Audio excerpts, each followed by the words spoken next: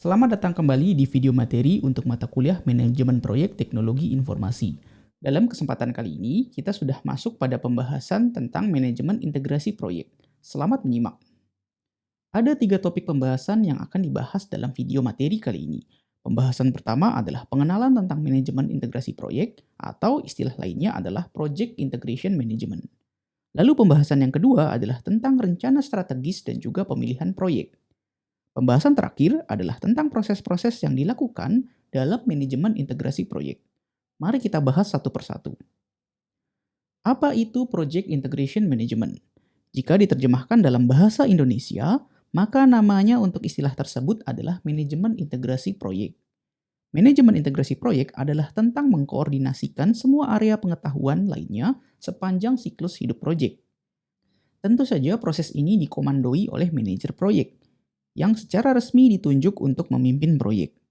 Manajer proyek harus bertanggung jawab untuk mengkoordinasikan semuanya, baik itu orang, rencana, dan setiap pekerjaan yang diperlukan untuk menyelesaikan proyek tersebut. Ingat kembali tentang konsep sistem thinking pada materi sebelumnya. Pada konsep tersebut, kita melihat proyek dari sudut pandang yang lebih luas, dan sistem thinking ini merupakan aspek penting di dalam project integration management, terutama untuk melihat big picture atau gambaran besar dari proyek tersebut. Ketika berbicara tentang integrasi proyek, maka sudah selayaknya kita melihat dahulu gambar besar dari proyek tersebut, termasuk urusan perusahaan atau organisasi yang menjadi sponsornya. Integrasi ini sangat penting untuk memastikan semua proses yang ada di setiap area pengetahuan tetap mengarah pada tujuan proyeknya. Artinya, proses-proses tersebut tidak dilakukan secara random atau tanpa tujuan. Tanpa adanya manajemen integrasi proyek, kita akan sulit untuk mengukur apakah luaran dari proses-proses yang ada menyasar pada tujuan proyeknya atau tidak. Jika dibuat ringkasannya, maka manajemen integrasi proyek ini sebenarnya tersusun atas 7 proses. Gambar ini menunjukkan 7 proses yang dilakukan dalam manajemen integrasi proyek. Seperti yang terlihat pada gambar, ketujuh proses tersebut adalah: pertama, penyusunan piagram proyek; kedua, penyusunan rencana manajemen proyek; ketiga, pengarahan dan pengelolaan pekerjaan proyek; keempat adalah pengelolaan pengetahuan proyek; kelima adalah pemantauan dan pengendalian pekerjaan proyek; keenam, pelaksanaan pengendalian dan perubahan terintegrasi; dan ketujuh adalah penutupan proyek atau fase. Anda tentu masih ingat dengan 5 kelompok proses di dalam manajemen proyek. Manajemen integrasi proyek ini merupakan satu-satunya area pengetahuan yang memiliki proses di 5 kelompok proses tersebut. Kita tunda dulu pembahasan tentang proses dalam manajemen integrasi proyek ini.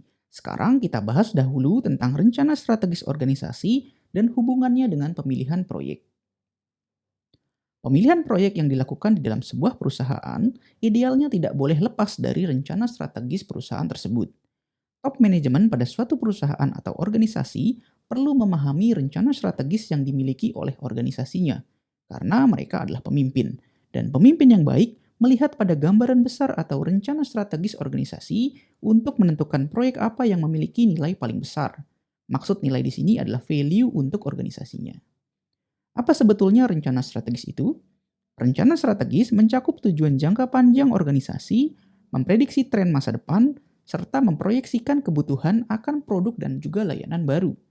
Setiap proyek yang dilakukan oleh organisasi harus selaras dengan rencana strategisnya, bahkan sudah menjadi bagian dari rencana strategis tersebut. Organisasi yang sehat memang melakukan hal-hal berikut sebagai bagian dari perencanaan strategis, yaitu mengidentifikasi proyek yang potensial, lalu kedua, menggunakan metode yang realistis untuk memilih proyek apa yang dikerjakan, dan memulai proyek secara formal dengan mengeluarkan piagam proyek atau istilah lainnya adalah project charter. Salah satu teknik yang biasa digunakan untuk membuat rencana strategis adalah SWOT analysis. Teknik analisis SWOT ini juga bisa digunakan untuk menentukan proyek apa yang sebaiknya dijalankan. Teknik analisis SWOT membagi domain analisis menjadi 4 bagian, yaitu strength untuk menunjukkan kekuatan dari organisasi, kemudian weakness yang merupakan kelemahan dari organisasi tersebut, dan yang ketiga adalah opportunities yang merujuk pada kesempatan yang dimiliki atau bisa dimanfaatkan oleh organisasi untuk mendapatkan sebuah keuntungan. Dan terakhir adalah threat yang merupakan ancaman-ancaman untuk organisasi tersebut. Agar lebih jelas cara menggunakannya, perhatikan gambar berikut. Ini adalah contoh analisis SWOT untuk mendirikan perusahaan baru di industri perfilman. Seperti yang terlihat pada gambar, kita identifikasi apa saja yang menjadi kekuatan serta kelemahan organisasi, dan juga mencari tahu apa saja kesempatan yang dimiliki dan juga ancaman yang ada. Jika sudah didapatkan, kita bisa tentukan apa yang diperlukan oleh organisasi terkait 4 hal tersebut. Misalnya, organisasi ini memiliki kelemahan kurang pengalaman dalam hal akuntansi dan juga pembukuan. Maka contoh solusinya adalah memperkerjakan akuntan atau proyek yang berkaitan dengan akuntan ini sebaiknya mendapatkan prioritas. Contoh lainnya adalah kebutuhan marketing plan untuk mengatasi kelemahan organisasi yang tidak memiliki strategi pemasaran yang jelas, atau kebutuhan website karena organisasinya belum memilikinya. Kebutuhan-kebutuhan seperti ini bisa ada di 4 domain analisis. Contohnya kebutuhan untuk membuat proposal proyek agar bisa mengambil kesempatan penawaran kepada klien. Atau contoh lainnya, mempersiapkan kegiatan promosi karena organisasi memiliki peluang untuk mengikuti banyak acara pameran. Kurang lebih seperti itulah cara menggunakan SWOT analysis. Apabila kita kaitkan dengan konteks teknologi informasi, maka kita perlu menjaga keselarasan antara teknologi informasi yang digunakan di dalam organisasi dengan strategi bisnisnya. Solvay dalam bukunya menuliskan ada beberapa tingkatan dalam perencanaan IT di dalam sebuah organisasi atau perusahaan. Gambar ini merupakan rangkumannya.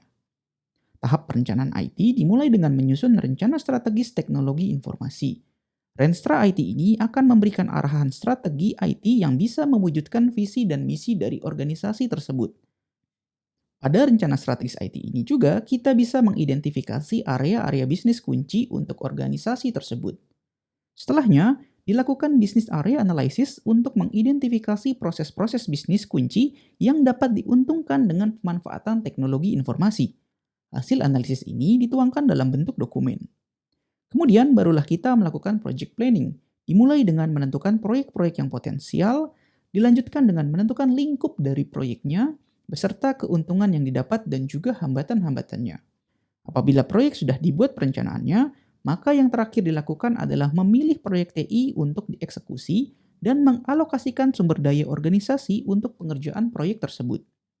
Dengan mengikuti tahapan-tahapan ini, sebuah organisasi akan bisa menyelaraskan teknologi informasi dengan strategi bisnisnya. Ini sangatlah penting karena menyelaraskan proyek TI dengan strategi bisnis organisasi adalah inti dari pemilihan proyek TI itu sendiri. Jika proyek TI yang dipilih tidak sejalan dengan strategi bisnis organisasi, maka kemungkinan besar organisasi tersebut hanya membuang-buang sumber daya dengan percuma, karena pada akhirnya hasil proyek tersebut tidak digunakan. Pada suatu organisasi atau perusahaan, terutama yang besar, biasanya jumlah proyek potensial yang bisa dijalankan lebih banyak dari waktu yang tersedia. Sekalipun organisasi tersebut sudah memastikan bahwa setiap proyek yang potensial ini selaras dengan strategi bisnisnya. Ini yang menjadi alasan mengapa organisasi perlu melakukan pemilihan proyek. Pemilihan di sini adalah memilih proyek yang paling tepat dan paling berdampak untuk organisasi. Aktivitas ini bukanlah sesuatu yang mudah, apalagi jika ada lebih dari satu proyek yang sekilas tampak sama-sama penting. Saat menemukan kondisi seperti itu, organisasi perlu melakukan analisis secara mendalam. Ada berbagai metode yang biasanya dilakukan organisasi untuk membantu mereka dalam memilih proyek. Metode tersebut mencakup pertama adalah fokus pada kebutuhan organisasi secara luas. Lalu yang kedua adalah membuat kategori-kategori untuk proyek teknologi informasi. Ketiga adalah melakukan analisis net present value atau analisis finansial lainnya. Yang keempat adalah menggunakan weight scoring model. Dan kelima adalah menggunakan balance scorecard. Pada praktiknya, perusahaan menerapkan kombinasi dari metode-metode tersebut untuk memilih proyek yang dijalankan.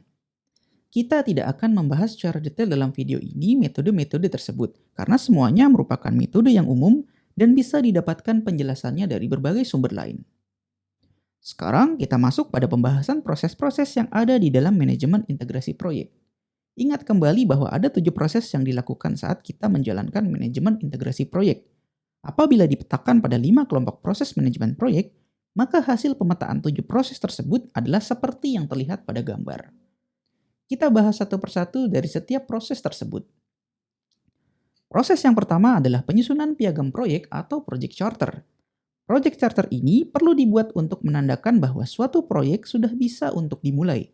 dan juga legal karena sudah disetujui oleh semacam komite di dalam organisasi yang akan menjalankannya. Penyusunan piagam proyek apabila kita petakan mengikuti pola umum dari suatu proses yang memiliki input, tools dan teknik serta output, hasilnya adalah seperti yang terlihat pada gambar. Yang menjadi input untuk proses ini umumnya ada 4, yaitu dokumen bisnis, perjanjian, faktor lingkungan perusahaan, dan juga aset proses organisasi. Dari 4 input tersebut, sangat disarankan untuk memperhatikan business case. Business case ini merupakan dokumen yang menyediakan informasi dari sudut pandang bisnis tentang apakah hasil yang diharapkan dari proyek memang merupakan investasi yang dibutuhkan oleh organisasi. Yang mendorong pembuatan business case ini juga bisa beragam. Bisa karena permintaan pasar, kebutuhan organisasi, permintaan pelanggan atau klien, kemajuan teknologi, atau mungkin karena persyaratan hukum. Tools dan teknik yang biasa digunakan untuk menyusun piagam proyek antara lain adalah penilaian pakar, analisis data dari hasil brainstorming, focus group, atau wawancara. Lalu menggunakan kemampuan antar personal dan tim, dan tentu bisa melakukan rapat dengan orang-orang yang terkait. Luaran dari proses ini tentu saja adalah piagam proyeknya itu sendiri, dan perlu juga disertakan dengan daftar asumsi yang digunakan dalam proyek yang hendak dilaksanakan. Piagam proyek atau project charter ini perlu disusun sesegera mungkin apabila suatu proyek akan dimulai pelaksanaannya. Piagam proyek itu sendiri adalah dokumen yang dikeluarkan oleh pemrakarsa atau sponsor yang secara resmi mengesahkan sebuah proyek, serta memberi wewenang kepada manajer proyek untuk mengalokasikan sumber daya organisasi untuk kepentingan proyek tersebut. Tanpa adanya piagam proyek, status dari proyek yang dilaksanakan bisa dipertanyakan. Misalnya, apakah proyeknya ini sudah legal atau sudah disetujui? Apakah sudah benar manajer proyek dan tim yang ditugaskan? Dan lain sebagainya. Piagam proyek berisi informasi-informasi penting yang menjelaskan proyek yang dijalankan. Seperti misalnya, tujuan utama dari proyeknya, kriteria keberhasilannya, penjelasan umum, batasan dan hasil utama proyek, risiko proyek secara keseluruhan, sumber keuangan yang telah disetujui, manajer proyek yang ditugaskan, hingga nama dan tanggung jawab anggota yang terlibat di dalam proyek tersebut. Setiap organisasi mungkin saja memiliki standar format piagam proyeknya sendiri-sendiri. Namun secara umum kontennya sama. Dan yang pasti keberadaan piagam proyek ini adalah sebagai penanda pengesahan sebuah proyek untuk dapat dilaksanakan. Ini adalah contoh piagam proyek yang ditunjukkan oleh Swalby dalam bukunya. Seperti yang dapat kita lihat, informasi umum yang bersifat penting terkait proyek dapat ditemukan di sana. Tujuan proyeknya, tanggal dimulai dan selesainya proyek, milestone atau tonggak pencapaian, hingga peran dan tanggung jawab orang-orang yang terlibat di dalamnya. Di bagian akhir Project Charter terdapat tanda tangan para stakeholders kunci yang menandakan mereka semua sudah sepakat untuk menjalankan proyek tersebut. Proses yang kedua dalam manajemen integrasi proyek adalah penyusunan rencana manajemen proyek. Penyusunan rencana manajemen proyek adalah proses untuk menentukan, mempersiapkan, dan mengkoordinasikan semua komponen rencana, lalu mengonsolidasikannya ke dalam rencana manajemen proyek terpadu. Proses ini dilakukan setelah piagam proyek dibuat. Piagam proyek tersebut merupakan salah satu input atau masukan di dalam proses ini. Gambar yang terlihat ini merupakan ringkasan proses penyusunan rencana manajemen proyek. Di bagian input, selain piagam proyek, ada juga faktor lingkungan perusahaan dan aset proses organisasi. Aset proses organisasi di sini merujuk pada standar-standar proses di dalam organisasi, mencakup juga kebijakan organisasi, prosedur standar, kerangka tata kelola, dan lain sebagainya. Tools dan teknik yang bisa digunakan untuk memudahkan proses ini masih melibatkan penilaian pakar, analisis data, kemampuan antar personal di dalam tim, dan juga rapat.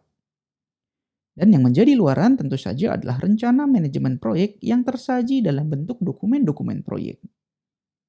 Apa saja isi atau konten dari rencana manajemen proyek yang menjadi luaran dari proses ini? Kita bisa membagi kontennya menjadi dua kelompok, yaitu rencana manajemen proyek dan juga dokumen-dokumen proyeknya.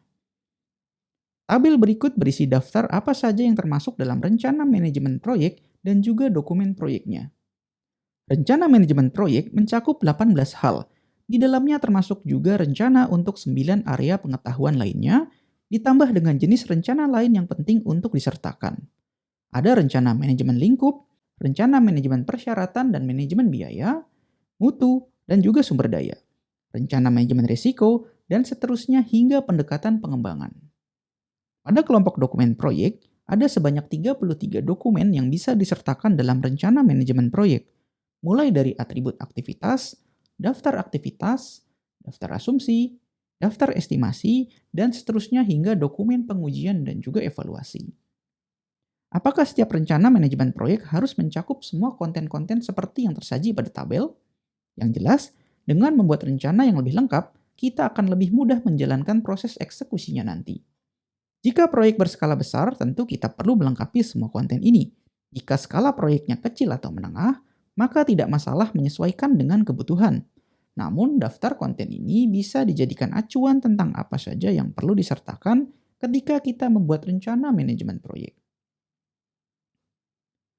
Apa yang kita lihat sebelumnya merupakan konten rencana manajemen proyek secara umum, dan bisa berlaku untuk berbagai bidang proyek, termasuk proyek teknologi informasi. Beberapa bidang proyek memiliki standar konten rencana manajemennya, seperti misalnya Software Project Management Plan yang salah satu standarnya disediakan oleh IEEE. Ini adalah contoh konten untuk IEEE Software Project Management Plan atau SPDP. Ada 5 bagian atau section utama pada dokumen SPDP ini, yaitu Overview, Project Organization, Managerial Process Plan, Technical Process Plan, dan Supporting Process Plan. Masing-masing definisinya bisa dilihat pada tabel yang muncul. Apakah kita perlu menjalankan standar yang ini bersamaan dengan standar PMBOK yang sebelumnya dijelaskan? Kita tidak perlu khawatir untuk mengikuti keduanya, karena biasanya ada pemetaan antar standar. Apabila kita membuat perencanaan mengikuti standar konten PMBOK tadi, maka secara tidak langsung kita juga sudah melakukan semua proses yang ada di standar IEEE ini, karena konten-kontennya bisa dipetakan ke dalam 5 section tersebut. Kita lanjutkan pada proses yang ketiga, yaitu pengarahan dan pengelolaan pekerjaan proyek. Proses ini merupakan proses memimpin dan melakukan pekerjaan yang ditetapkan dalam rencana manajemen proyek, serta menerapkan perubahan yang disetujui untuk mencapai tujuan proyek. Input, tools, dan juga output yang ada di dalam proses ini adalah seperti yang terlihat pada gambar. Rencana proyek yang dihasilkan pada proses sebelumnya menjadi input di sini. Selain itu, ada juga dokumen proyek, permintaan perubahan yang disetujui, faktor lingkungan perusahaan, dan tentu aset proses organisasi. Pada proses ini, kita dapat memanfaatkan sistem informasi manajemen proyek sebagai alat bantu, di samping tetap menggunakan penilaian pakar dan juga rapat proyek. Luaran dari proses pengarahan dan pengelolaan pekerjaan proyek ini mencakup 7 hal. Pertama adalah hasil atau produknya itu sendiri. Yang kedua adalah data kinerja pekerjaan.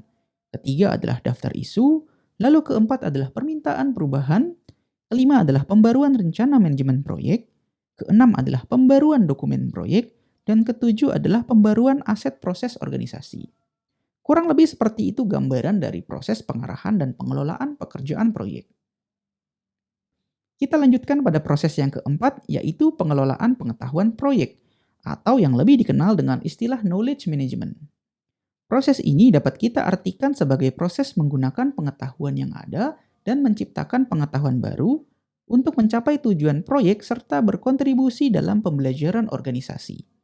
Input, tools, dan teknik serta output pada proses ini adalah seperti yang terlihat pada gambar. Rencana manajemen proyek dan dokumen proyek tetap menjadi input, dan yang baru adalah hasil pekerjaan. Input ini penting karena dari hasil pekerjaan biasanya terdapat pelajaran yang bisa diambil dan pengetahuan tentangnya bisa kita kelola. Pada proses ini, kita dapat menggunakan teknik-teknik dalam manajemen pengetahuan dan juga manajemen informasi. Dan luaran yang dihasilkan ada 3, yaitu register proses pembelajaran, pembaruan rencana manajemen proyek, dan pembaruan aset proses organisasi. Jika kita menjalankan knowledge management, maka tentu kita perlu mengetahui tipe-tipe dari pengetahuannya itu sendiri. Secara umum ada 2 tipe pengetahuan. Yang pertama adalah explicit knowledge. Tipe pengetahuan ini mudah dijelaskan dengan kata-kata, gambar, ataupun angka. Selain itu mudah juga untuk dikomunikasikan, disimpan, dan juga didistribusikan. Contohnya adalah informasi yang ada di dalam ensiklopedia, textbook, dan juga di dokumen proyek tentunya. Jenis pengetahuan yang kedua adalah tacit knowledge. Biasa disebut juga dengan informal knowledge. Jenis pengetahuan ini sulit untuk diekspresikan dan bersifat sangat personal. Contohnya adalah kepercayaan, pengalaman, dan juga wawasan. Informasi ini sering dibagikan melalui percakapan dan juga interaksi antar individu. Pengelolaan pengetahuan mencakup dua tipe pengetahuan tersebut dan perlu dilakukan sebelum, selama, dan sesudah proyek ini selesai. Proses yang selanjutnya atau yang kelima pada manajemen integrasi proyek adalah pemantauan dan pengendalian pekerjaan proyek. Ini merupakan proses menelusuri, meninjau, dan melaporkan perkembangan proyek secara keseluruhan, dan dilakukan untuk memenuhi tujuan kinerja yang ditetapkan dalam rencana manajemen proyek. Proses ini berkaitan dengan perubahan yang muncul dan dilakukan sepanjang proyek. Gambaran besar dari proses kelima ini adalah seperti yang terlihat pada gambar. Ada 6 input yang terlibat di dalam proses ini, mulai dari rencana manajemen proyek hingga aset proses organisasi. Pada bagian tools dan teknik, kita membutuhkan penilaian pakar, analisis data, dan pengambilan keputusan di dalam proses ini. Dan yang menjadi luaran mencakup 4 hal, yaitu laporan kinerja pekerjaan, permintaan perubahan, pembaruan rencana manajemen proyek, dan termasuk juga pembaruan dokumen-dokumen proyek. Kita lanjutkan pada proses yang keenam di dalam manajemen integrasi proyek, yaitu melakukan pengendalian perubahan terintegrasi. Ini merupakan proses meninjau semua permintaan perubahan, menyetujui perubahan, dan mengelola perubahan hasil, dokumen proyek, serta rencana manajemen proyek, lalu kemudian mengkomunikasikan keputusannya. Bisa dikatakan ini sebagai tindak lanjut apabila pada proses kelima sebelumnya menghasilkan permintaan perubahan. Pada proses ini, permintaan perubahan tersebut diputuskan tindak lanjutnya. Jika dilihat pada gambar ringkasan prosesnya, permintaan perubahan tersebut merupakan salah satu input dari proses ini. Teknik dan tools yang bisa digunakan ada 5. Salah satu di antaranya adalah menggunakan alat pengendalian kebutuhan, baik yang berupa perangkat lunak ataupun dokumen log perubahan. Yang menjadi luaran dari proses ini adalah permintaan perubahan yang sudah disetujui. Dan tentu saja kita juga melakukan pembaruan rencana manajemen proyek dan pembaruan dokumen proyek. Di dalam bukunya, Swalbe memberikan 8 saran agar proses pelaksanaan pengendalian perubahan terintegrasi ini menjadi lebih optimal. Saran-saran tersebut yaitu, pertama adalah melihat manajemen proyek sebagai sebuah proses komunikasi dan negosiasi yang konstan. Kedua, kita juga perlu merencanakan perubahan. Ketiga adalah menetapkan sistem kontrol pada perubahan formal, termasuk Dewan Kontrol Perubahan dan Komite Pengarah TI. Keempat adalah menggunakan konfigurasi manajemen yang efektif. Dan saran yang kelima adalah menetapkan prosedur untuk pembuatan keputusan tepat waktu pada perubahan-perubahan yang kecil. Keenam adalah menggunakan laporan kinerja untuk membantu mengidentifikasi dan mengelola perubahan. Lalu ketujuh adalah menggunakan perangkat lunak manajemen proyek dan perangkat lunak lain untuk membantu mengelola mengomunikasikan perubahan. Dan saran kedelapan adalah fokus pada memimpin tim proyek dan memenuhi tujuan serta harapan proyek secara keseluruhan. 8 hal tersebut dapat kita ikuti agar proses pengendalian perubahan pada proyek yang dijalankan menjadi lebih optimal. Kita masuk pada proses yang terakhir dalam manajemen integrasi proyek, yaitu penutupan proyek atau fase. Sesuai namanya, yang dilakukan dalam proses ini adalah menyelesaikan semua kegiatan untuk proyek, fase, ataupun kontrak. Proses ini dilakukan satu kali atau pada titik-titik yang ditetapkan dalam proyek. Gambaran proses ini adalah seperti yang terlihat pada gambar. Semua artefak proyek dijadikan input dalam proses yang terakhir ini, mulai dari piagam proyek hingga aset proses organisasi. Dalam proses ini juga melibatkan penilaian pakar, analisis data, dan juga rapat penutupan proyek. Pada proses ini dihasilkan 4 jenis output, yaitu output yang pertama adalah pembaruan dokumen proyek, yang kedua adalah produk akhir, layanan atau hasil transisinya. Yang ketiga adalah laporan akhir. Dan keempat adalah pembaruan aset proses organisasi. Proses penutupan proyek dianggap berhasil apabila luaran-luaran tersebut sudah dihasilkan dan sudah tidak ada lagi hutang kerja atau tujuan proyek yang tertinggal. Dan itulah akhir pembahasan kita dalam video materi kali ini. Berikut ini adalah daftar referensi yang digunakan dalam penyusunan materinya. Terima kasih karena Anda telah menyimak video materi ini hingga selesai.